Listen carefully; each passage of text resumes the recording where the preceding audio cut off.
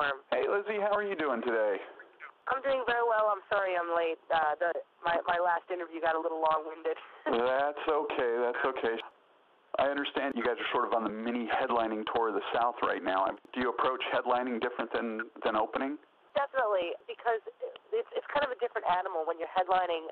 You kind of really get to know what your crowd is. So it's we got some crazy people, and I don't know. It's a little more intimate because there's most likely or most times the majority of the crowd has the record. So it's not like you're trying to completely prove yourself. You're taking it to the next level. You're kind of bringing them in and you get to tell your story and kind of get them involved a little more because they've already seen you open for Shinedown or whoever, So it's quite a cool experience. Nice. And you guys are out on the road. I mean, most bands are taking holidays off, but you guys are taking more of a school break at Christmas, and that's about it. Are you spending Thanksgiving in the South, or are you flying home for the day, or? Oh, no, that's a driving day, so we're going to have to stop at a Flying J for a turkey leg or something. We had, about a week ago, my guitar player has family in Florida, so we stopped by his parents' house and had kind of a makeshift Thanksgiving dinner, and, she made a turkey and stuff like that, so Watch we kind of did a family thing, and yeah, definitely. Gotcha. Since it is Thanksgiving weekend, besides family and health, what are you most thankful for this year? Oh, man, the fact that we're still here.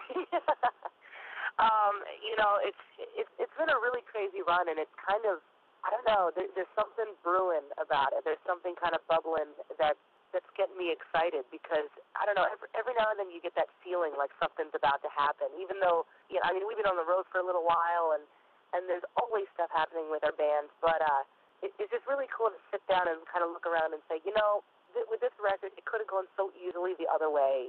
There's so many great bands that never get this opportunity or never pass the 3-year mark or never get past their first single, So the fact that we're touring right now and, the record's doing well and people are taking a hold of it on the radio, it's just really amazing. It's very humbling to realize that this little thing that you started when you were 13, you're still doing it. You're still doing what you love every day. So does it feel you've sort of come full circle now? I think so. I'm not sure about full circle. I think that it feels the same, but on a different level. Like none of us have changed at all, but everything around us kind of has, and people are taking a liking to what we do, and there's some people that do kind of treat us differently, but we really haven't changed. So it's more just kind of anxious and just excitement with us. Nice. Well, I sort of feel like I've come full circle here because my very first interview was on a Kix tour bus in Oakland, California with Steve Whitman, and I understand he was your vocal coach. Yes, he was. That's awesome. That's very cool. Oh, my goodness.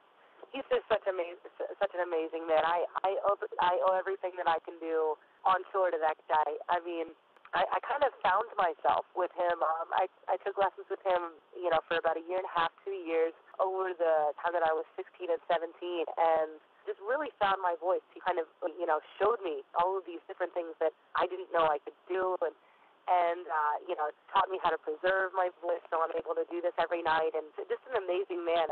Just the fact that you said that is like, wow, that's really cool. I remember him telling me stories about, when he was kicking around, with his band and all the things that they had done, and remember thinking, wow, he's so cool to get to that point. So maybe, you know what, now I kind of do feel kind of full circle now talking to you, so that's very cool.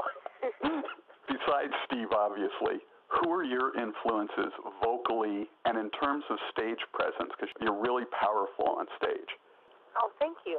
A lot of my influences were 60s, 70s, and 80s rock. Like when I first started getting interested in music, my parents were like, here, listen to this, listen to this. So, my dad was, listening to Deep Purple and Vanilla Fudge and Blue Oyster Cult and Pink Floyd and those kind of bands. And my mom was like, here's Pat Benatar and Heart and Janis Joplin, and then, from that era, my teeny bopper years were more, I discovered 80s metal. A lot of what I was influenced by was kind of some people call show rock and just, the fact that, when you look up at a band and you say, okay, you know they're having a good time. There's a freaking guitar solo. They're dressed a little crazy, and there's just a lot of fun going on. I honestly never really got into a whole lot of '90s rock until after Kurt Cobain died. So when I was younger, I was more attracted to the non-shoegazer rock, the glam '80s metal, and like Cinderella and Dio and Alice Cooper. Absolutely. Something that was not of the norm. Does it feel odd to be seen as an overnight sensation now when this has sort of been over a decade in the making? It is kind of funny, but I mean, I've heard from a lot of people that it's like 15 years to get to an overnight success. It's interesting. It's kind of like beginning all over again, but by having kind of the experience behind you. And we were taking it around the scene. I mean, we started this band and named it and everything when I was 13 years old. So it's one of those things where you look at it now and say, okay, we're kind of just breaking out into the scene.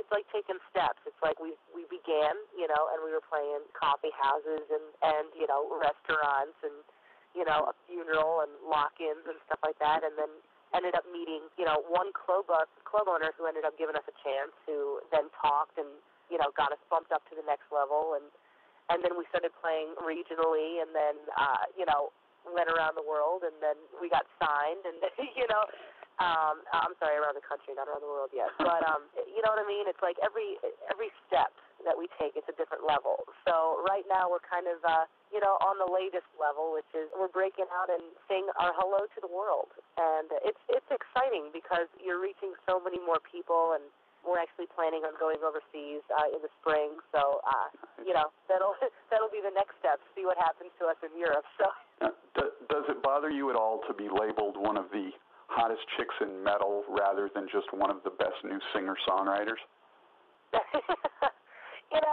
The thing about rock and roll is that it's kind of a sexually charged genre anyway. And I mean, I've met both. I've met girls that are extremely appalled by that, and why are you paying attention to the way I look? And whereas kind of in a way, I mean, I definitely don't mind dressing up. I mean, I've been known to wear heels and a short skirt on stage. It's like it's one of those things that kind of comes with the territory. But what I try to do and what keeps me on my toes is that you want to have some substance to it. And if people are being drawn, to the shows, by the fact that, hey, here's this, this hot chick in this band, and we got to go see her, hopefully you have something, to back it up then and say, okay, well, maybe there's, a good-looking chick in the band, but she can also sing, and she can also play, and the songs are great. So because I have met people in the past that ride solely on the fact that they're hot, and accentuate only that, but then there's nothing to sink your teeth into, because, there's one fundamental rule in life, and that nobody can escape, is that beauty does fade. So hopefully you got stuff to back it up and some talent to you. Right.